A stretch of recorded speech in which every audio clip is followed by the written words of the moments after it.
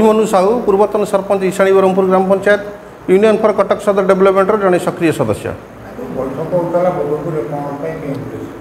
देखु आज बोधपुर पंचायत रे यूनियन फॉर कटक सदर डेवलपमेंटर युव मास को लेकिन गोटे बैठक होता आम संगठन सभापति प्रोफेसर मनोज कुमार नायक तत्वावधान में मात्र तांकर आज विशेष कार्यक्रम थिबारु से आज बैठक में जोग दे पार नथिले।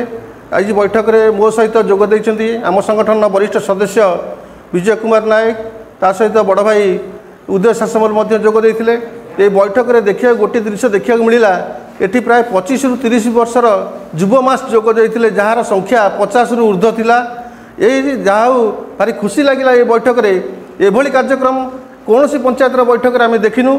जहाँ यांकरी माध्यम आम ये संगठन आगू जीव ये माने कथा देले जे आगू को ब्लड डोनेशन कैंप करेंगे वृक्षरोपण कार्यक्रम करेंगे सफाई कार्यक्रम करेंगे एवं तांकर मध्य गोटे विशेष आलोचना यही पंचायत रे थिला जे आगू को जो पार्वण ऋतुर कार्तिकेश्वर पूजार भसाणी कार्तिकेश्वर पूजा अच्छी से केमती शांति श्रृंखला ये पूजा समापन हम ए संगठन तरफ तार सहयोग निश्चिंत भाव में रही विषय विशेष आलोचना होता। मनोज नायक टोटन बाबू नेतृत्व में से तो आज आबसेंट रही जेहेतु आसीपारे ना कि 50 जन युवगोष्ठी की नहीं आमर आगक जो राहस भसाणी अच्छी राहस भसाणी केमी शांति श्रृंखला सहित हम से बाबद विस्तृत आलोचना है।